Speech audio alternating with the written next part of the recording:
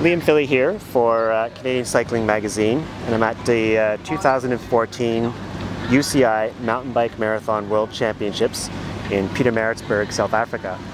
I'm joined today with Tim Carleton, who is riding for Canada, and actually you're representing North America yourself and one other rider, so no pressure on that one, but you're carrying the weight of an entire continent.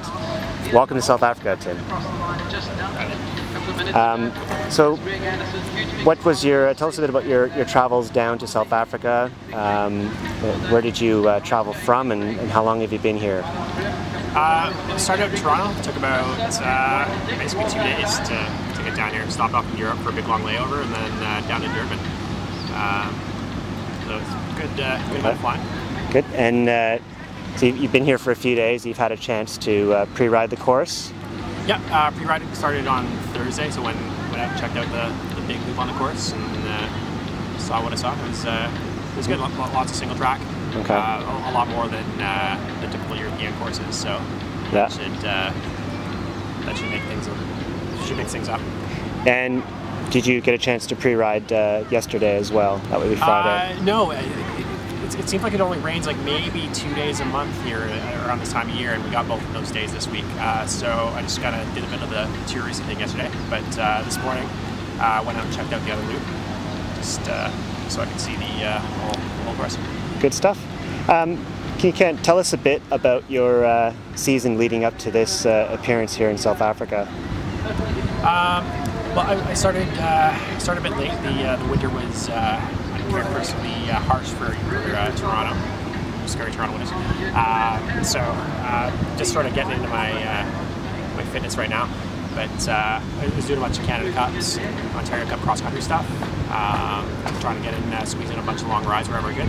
And here we are in late June. Great. And this is not your first time in South Africa. Tell us a bit about your previous experience racing here. Yeah, about 2 years ago, just on a bit of a whim, went to 2 races, one near Cape Town and one closer to Kruger Park. That was in like February of 2012. Definitely not in peak form in February, but had a great time on the bike. Got some good hours in. Great. And tell us about your plans after the World Championships in South Africa. A couple weeks after, I'm going to do another marathon race after this. Going to do the World Marathon Series in Latvia. Try to get some good miles in there and see some places I haven't seen before. After getting home, as Canada Cup, and then the Canadian Cross Country Nationals. Later on in August, we'll probably take a run at the Marathon Championships out in Squamish. Great. And getting back to the race tomorrow, can you tell us a bit about what your hopes and ambitions are in this race? Well, with this being the first Marathon Championships outside of Europe, the field's a little bit smaller, but it seems like it's a stronger field than usual. Like only the strongest guys have made the trek. So personally, I'm shooting for a top half. I'd be happy with that. But there's another dynamic here with Corey Wallace, our national champion on the marathon side. He's also here if he needs any sort of assistance.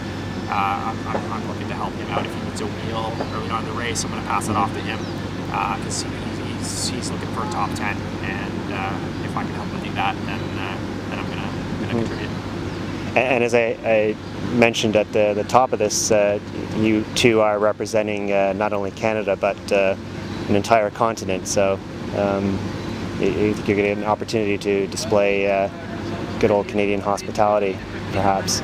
Yeah. I mean, there's lots of A's, closers, all that fun stuff.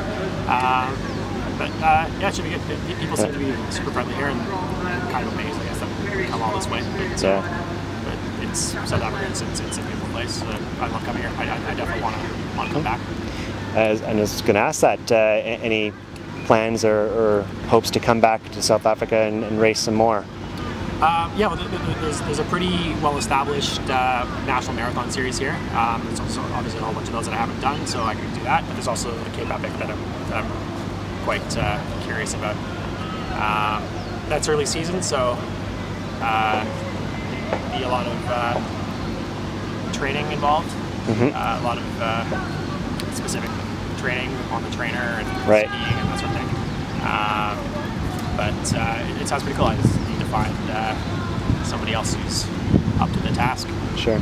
But you raise a good point there that you are coming to a race that's almost mid-season for riders in the Southern Hemisphere. So it sounds like you have a plan there to stay motivated and fit to come and make a good showing here at Cape Epic one day. Yeah, for sure. Well, it's a big deal coming over here. It takes 2 days to get here. There's a fair amount of expense as well.